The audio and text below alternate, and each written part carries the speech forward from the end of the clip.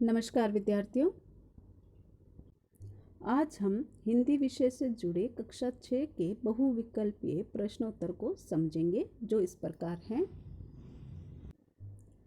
पहला प्रश्न देखिए, नीले पंखों वाली चिड़िया को किससे प्यार है? ऑप्शन है इसके दूध से, फल से, अन्न से या दाल से। तो इसका सही उत्तर होगा नीले पंखों वाली चिड़िया को अन्न से प्यार है।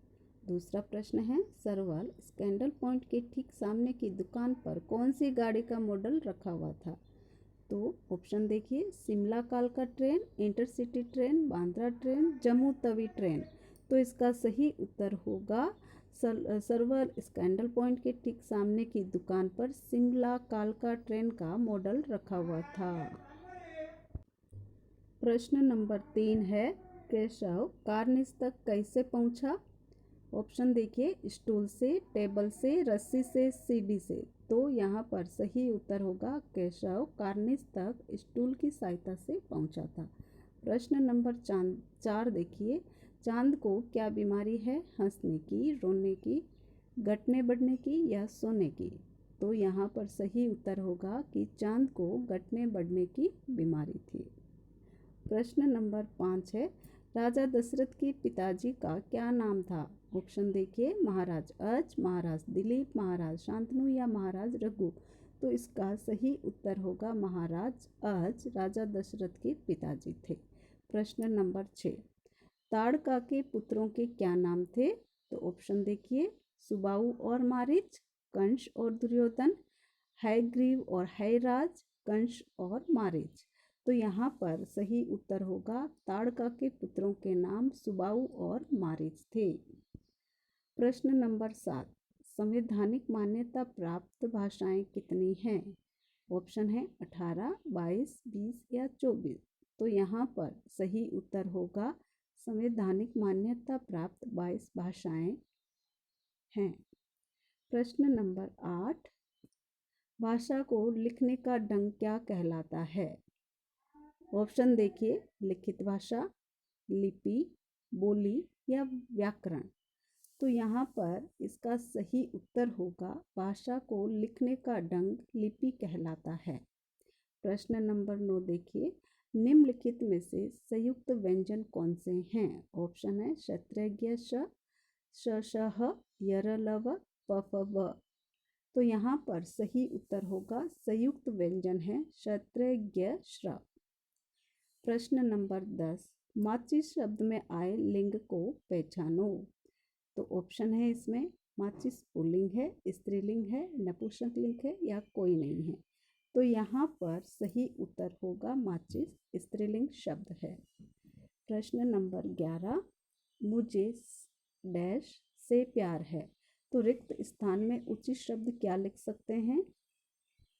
विजन, शांति, धर्म या उजाले से। तो यहाँ पर जो सही शब्द आएगा वो है मुझे विजन से प्यार है, यानी इस रिक्त स्थान में विजन शब्द आएगा। प्रश्न नंबर 12, आप पहने हुए हैं कुल डैश डैश, रिक्त स्थान में उचित शब्द होगा, यानी इसकी रिक्त स्थान में जो शब्द है वो होगा आप पहने हुए हैं कुल आकाश। प्रश्न नंबर 13 है, भाषा के लिख के रूप है लिखित और डैश, रिक्त स्थान में उचित शब्द होगा मौखिक, बोली, लिपि या उपबोली। तो यहाँ पर जो सही ऑप्शन है वो है भाषा के दो रूप है लिखित और मौखिक। प्रश्न नंबर 14, आजकल खेतों में डैश डैश का काम चल रहा है, रिक्त स्थान में काटना शब्द का भाववाचक संज्ञा क्या होगा? काटने का भाववाचक संज्ञा यहाँ लिखना है। तो यहाँ ऑप्शन दिए गए हैं कट, कटाई, कटना, करना। तो यहाँ पर जो सही शब्द आएगा वो है आजकल खेतों में कटाई का काम चल रहा है, यानी काटना का भाववाचक होगा कटाई, आई प्रत्यय से बना हुआ है। प्रश्न नंबर 15, कैकेयी की दासी का नाम डैश डैश था, यानी यहाँ रिक्त स्थान में सही शब्द क्या आएगा? मंथरा, कामना, कमली, रानी। रानी कैकेयी की दासी का नाम क्या था? तो सही उत्तर होगा कैकेयी की दासी का नाम मंत्रा था।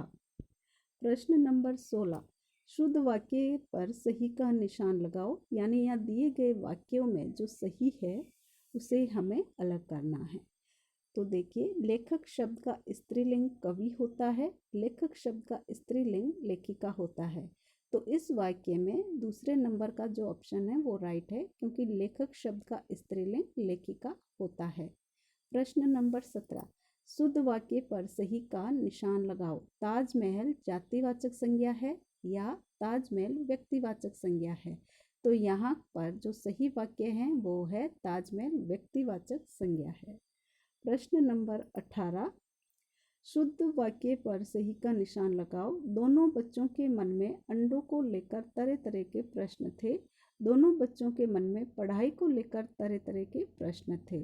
तो यहाँ पर जो सही वाक्य है वो वाक्य होगा, दोनों बच्चों के मन में अंडों को लेकर तरह तरह के प्रश्न थे।